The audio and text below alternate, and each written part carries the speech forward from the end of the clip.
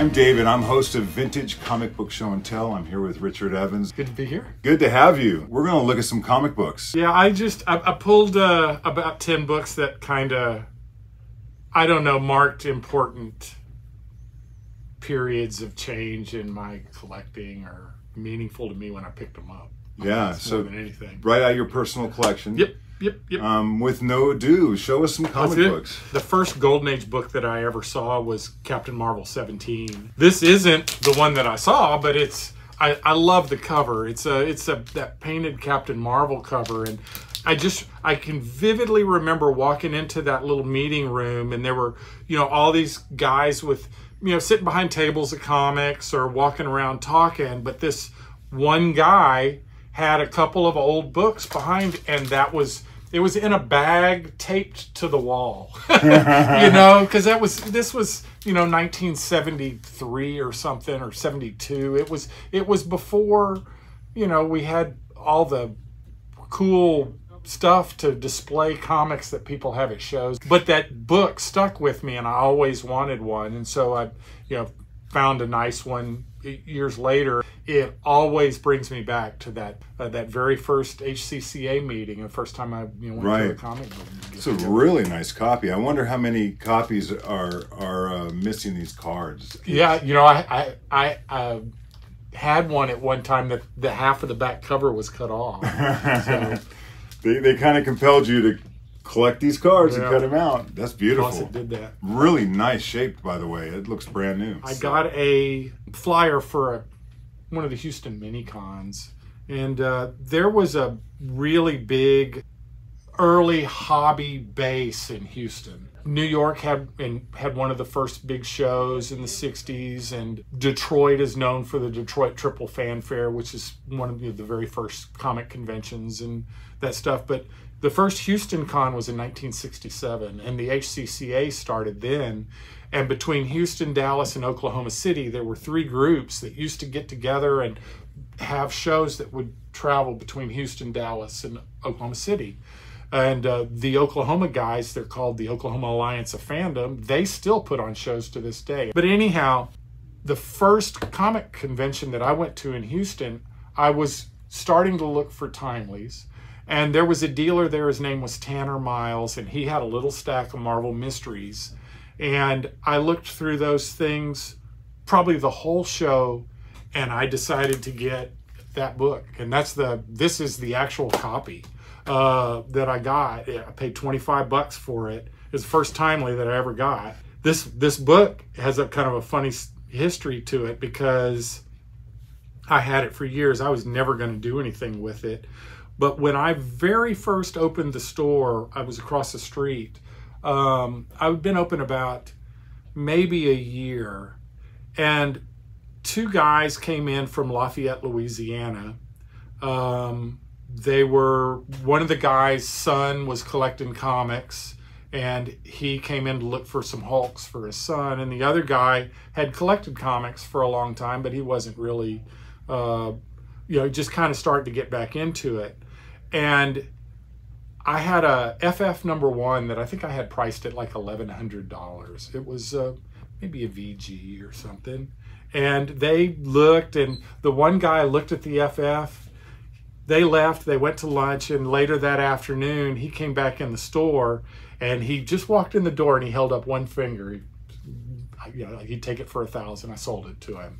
And we ended up striking up a friendship. He is my very best friend in the world. His name's Billy Parker. He's a collector still.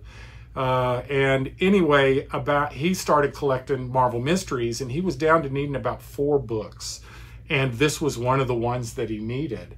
And I said, Billy, I'll sell you my copy. It's the very first comic I ever bought, but if you ever sell it, I want it back. And so it filled his run for years. Oh, goodness. And about 3 years ago, he got another copy, and he sold it back to me for what I paid for it way back when I sold it to him, which was just sweet. So still in the family. He is actually auctioning off his Marvel Mystery run through Comic Connect starting next month. So if anybody's looking for any Marvel Mysteries, there's going to be a complete run in the Comic Connect auction. That's his run. May I look at this? Absolutely. So but yeah, that's the very first timely I ever got, and it was just sitting here, and this is in nice shape. Yeah, it's speaking, it's maybe a VG fine.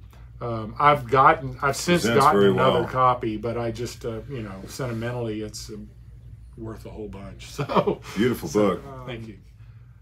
I go into those shows. I would see Burl Rowe's booth. Burl Rowe was the big kind of collector dealer here in town, and he was, at that time, he was not a dealer. He didn't have a store yet. He was just a collector selling some books at the shows. He always had tons of timelies and different stuff. So I was, you know, looking at that stuff forever. Well, when it turns out that he had gone to college with my mom's cousin, and so the first time that he came over to the house, he brought over 2 binders of comics for me to look through. And one binder had every Marvel key in it. Fantasy 15, FF1, Daredevil 1, Spidey 1, all of them. You know, wow, this is cool. And the other binder had Golden Age stuff in it. And I remember there was like a Daredevil Battles Hitler and a Silver Streak #6 and an early issue of Adventure and just different stuff. But this book was in there. That's the Larson copy of Daring Mystery #5. And about 2 years later, he opened Camelot, and this was in there for sale, so I bought it. I think I got it in work trade for a couple of $100. I don't remember. It wasn't super expensive, but it's, you know, it's the Larson copy. The Larson's been erased. It was right there in the D, but that's. So that was in that very first notebook that, you know, so basically that book's been in the family for, you know, almost 50 years too. I'm not familiar with this book at all. So it was the second timely title, and it ran eight issues, and then there were 4 Daring comics that came out later, but every issue was a tryout book. Okay. Every issue had a completely new cast of characters in it. From a creative standpoint, there's just a lot of real interesting stuff in there, but none of the characters in it really stuck. Right, 1940, so this is really early. And the other title that was like that was Mystic. Mystic was the other timely title that did the same thing, and I'll have one of those in a second. But so from meeting Burl was the guy that loaned Chuck Rosansky the money to buy the church copy, the church collection, the Mile High collection. Right. And Burl, he loaned him $2,000. He was the first guy to get to buy books out of the collection. And the things that he bought all the ECs and all the Fiction House. Those were the 2 main things that he got, because those are the 2, he was a big time Fiction House collector. And so when I went over to his house to look at the church books when they first showed up, one of the first things that he showed me was a complete Mile High run of Planet comics. Wow. This was pre-CGC and really pre-Mylar. They were, you know, he used to store them in, he had these straight ring binders. Each deal would have like 20 sheets in it. Okay. The Planet run was in 4 binders, and just looking through each cover, they were just amazing. A few years later, when he started to sell his collection off, he got out of collecting in like 81, 82, and he offered to sell the Planet Mile High run for $4,000. And I didn't have $4,000. I mean, I was a senior in high school. I couldn't afford it. But anyhow, that run came up for auction through Comic Connect about, I don't know, 4 years ago, 5 years ago. I don't remember what they got for it, $500 billion. It was, every book went for a ton, but I lucked into getting one of them. So that's the Mile High Planet 13.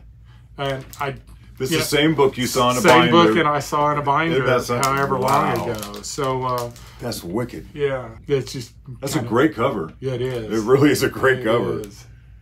there's not a bad cover in that run. I mean, there's really not a bad cover in almost the entire run.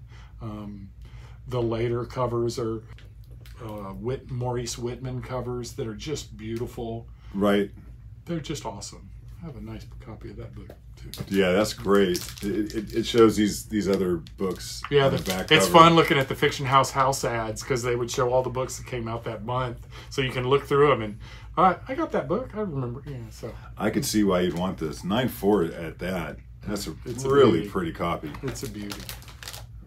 So when Burl opened Camelot, he called me and I got to go work there. I just turned 15. I would go to work on the weekends. Any day off from school that I'd have, I'd ride into the store was in downtown Houston. So, and my dad was working downtown in the oil business. His office was down there. So on days that I was off from school and during the week, I'd ride downtown with Dad, go to work at the comic store. And I was getting paid $4 an hour in work trade. Okay. All right. So I was getting $4 an hour wasn't bad. $4 an hour wasn't bad, but unfortunately, I used so much of it getting every new comic that came out, which included, Superboy and all that other stuff. But I also put a chunk of it towards a few Golden Age books that were there. And this is one of the books that I got in work trade. That's just a killer copy of Mystic Comics 1. Wow. It was $1,000 at the It was $1,000 at the store. So it took me about 8 months to get it in trade. And that'll be the absolute last book I ever sell. And when did you get it slabbed?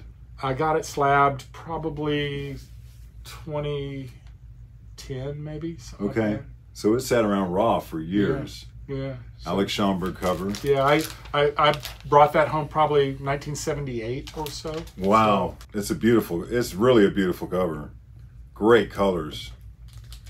That is a pretty book. Yeah, so happy to have it. I don't know. It's not the greatest timely issue or anything, but it's has a boatload of sentimental value to me. And it's yours. And it's mine. And it's a 9.4. I mean, that is a really, really nice copy. Yes.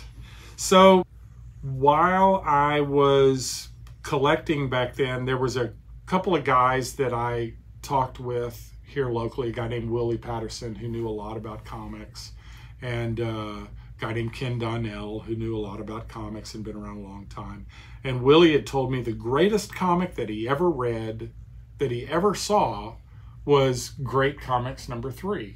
And that's the Golden Age book where Futuro takes Hitler and takes him to hell and gives him to Lucifer. And, the devil drags Hitler around hell, hopefully to teach him why he's rotten. And the art's great. So I looked everywhere to try and find one. And I ordered one through the CBG.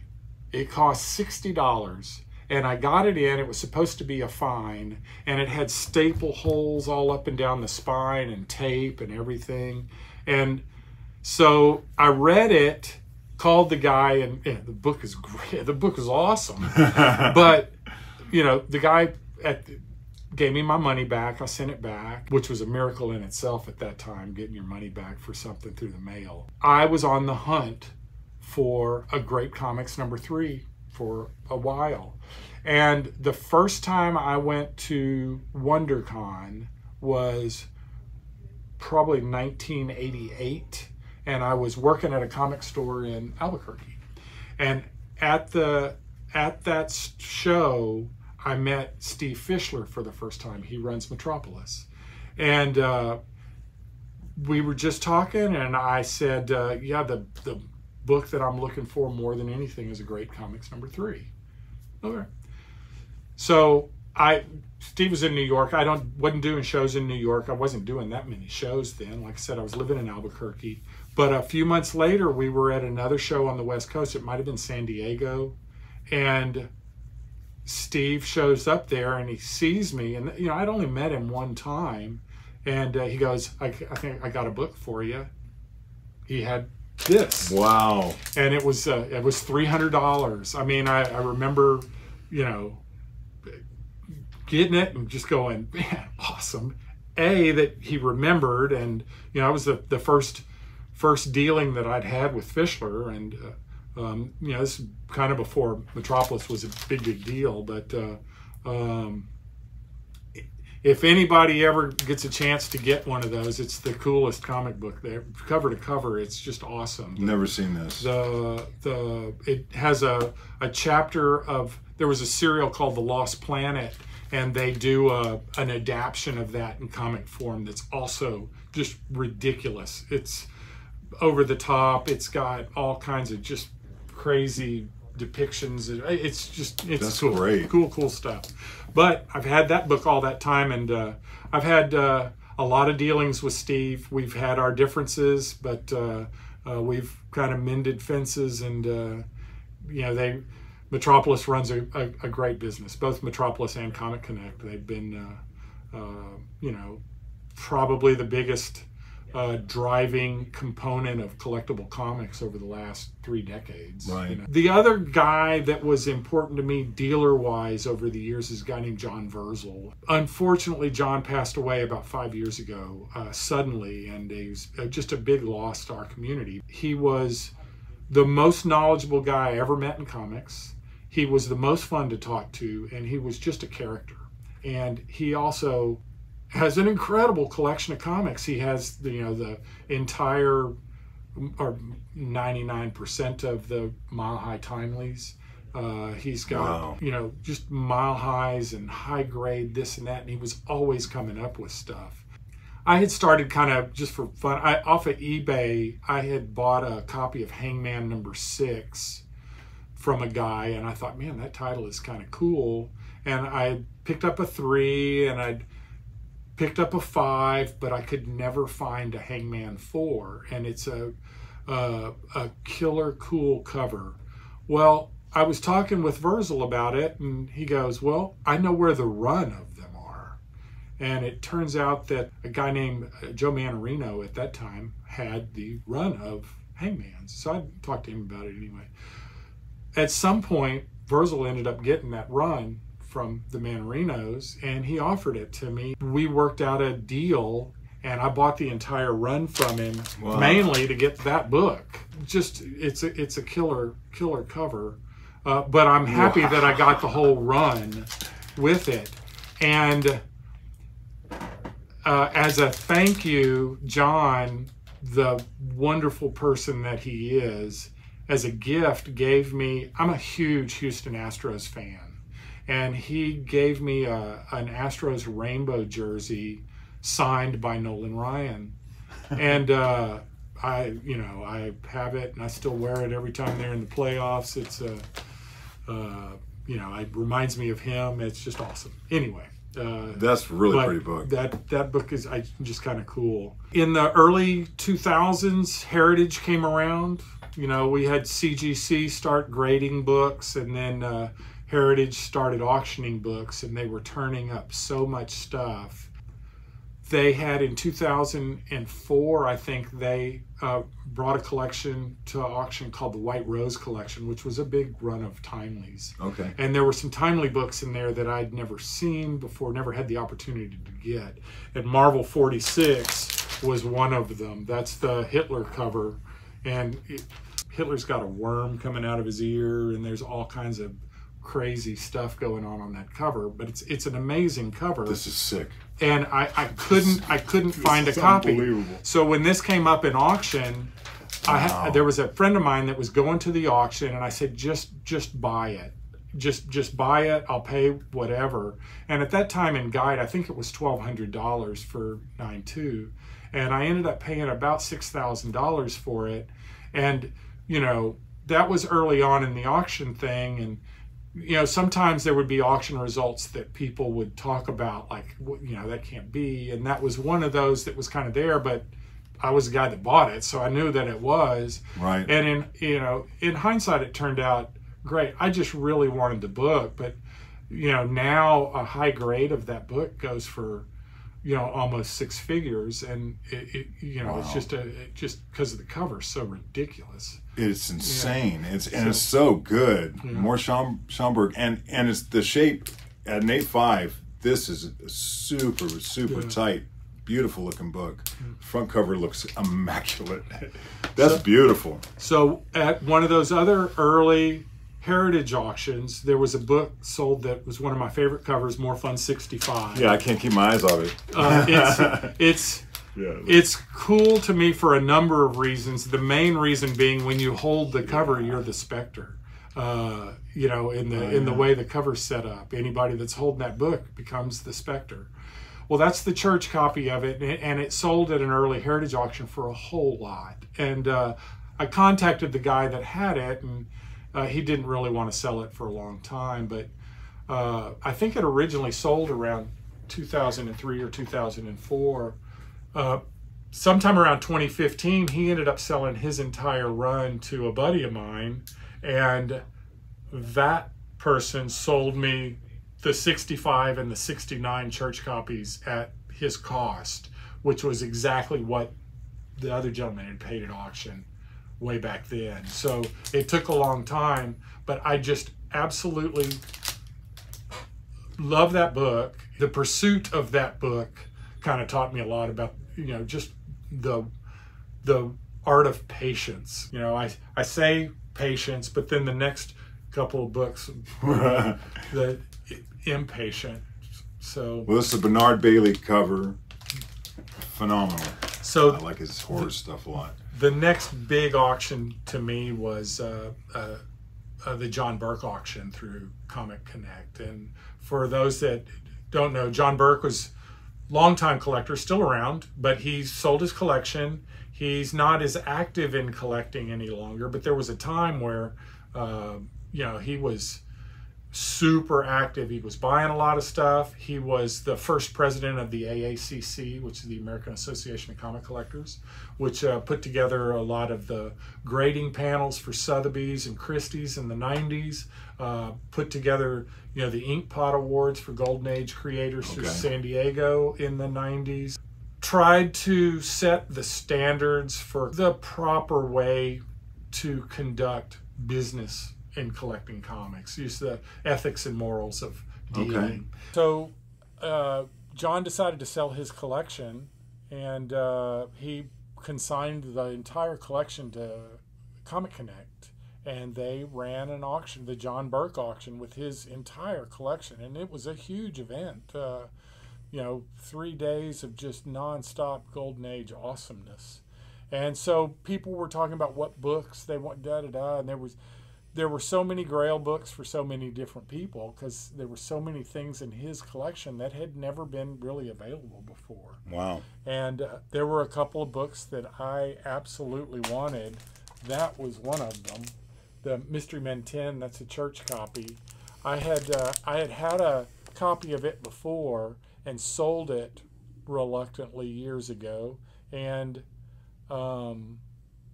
always wanted one back, and every high-grade copy that was out there was locked up in a collection. I couldn't pry the Allentown out of somebody, I couldn't pry the Larson out of somebody, and this one came up, and I just wasn't going to lose it.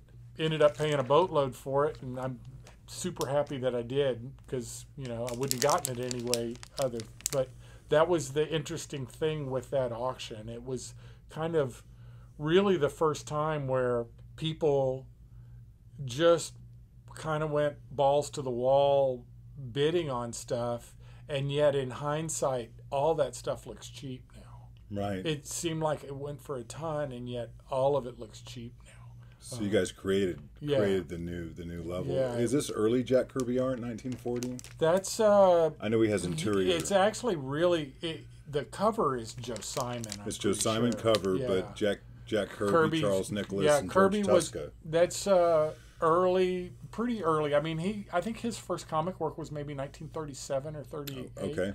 And or maybe even he might have had stuff in WoW, which was 35. Anyway, but he was, that was when he and Simon were just getting together and starting their stuff. Right. And Great looking book. And this was the other book. Both of these, you know, the Science 3 and the Mystery Men are both from Fox.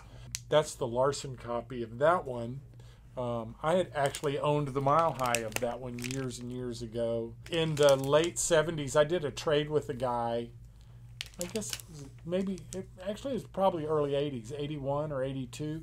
But I got the Mile High Wonder World 7, 8, 11, 12, 13, and the Mile High Science 3 and 6. I got them all for $2,000 in trade.